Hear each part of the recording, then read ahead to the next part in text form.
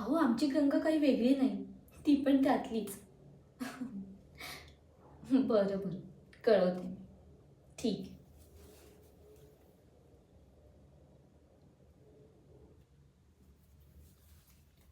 अहो, मला बोलायचं आहे तुमच्याशी.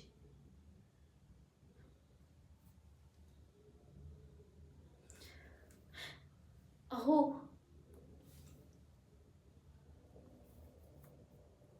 मला तुमच्याशी बोलायचं आहे आणि मला माझ्या प्रश्नांची उत्तर हवी आहेत. ती मिळाल्याशिवाय मी मी तुम्हाला कुठेही जाऊ द्यायची नाही.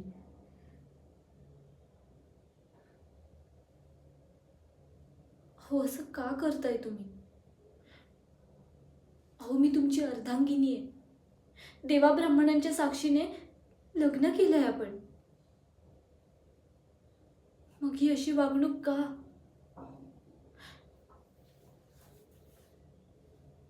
माझं काही चुकलंय का? अहो, जर मला ठाऊक असतं की तुम्हाला हे लग्न नाही करायचंय, तर मी नकारच दिला असता ना. पण त्या एवढ्याशा गंगेकडे बघून मी मी नकार नाही देऊ शकले. हो, एवढूसा जीव आईशिवाय कसा राहणार, हाच विचार मनात येत होता. आणि त्या ओघात मी हो बोलून गेले. आणि आणि जर तुम्हाला नव्हतं करायचं लग्न, तर मग तुम्ही का नाही नकार दिलात? तुम्ही देऊ शकला असतात ना.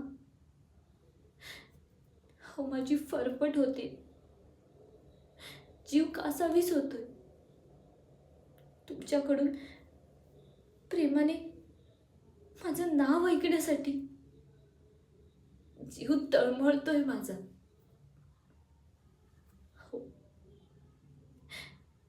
एक पत्नी म्हणून माझाही तुमच्यावर अधिकार आहे ना.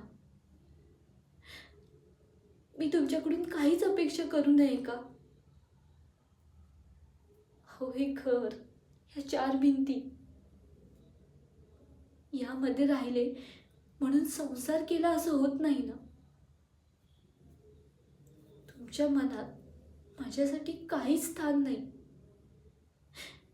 मग या चार भिंतीत तरी का राहू मी, आणि कशी? गंगासाठी मी कधी काही कमी केलंय का? हो, पोटच्या पोरीसारखं सांभाळते मी तिला. माझं लेकरू आहे ते.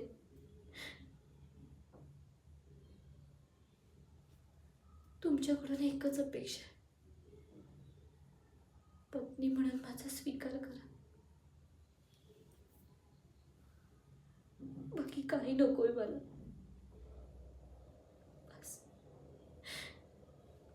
माझा स्वीकार करा.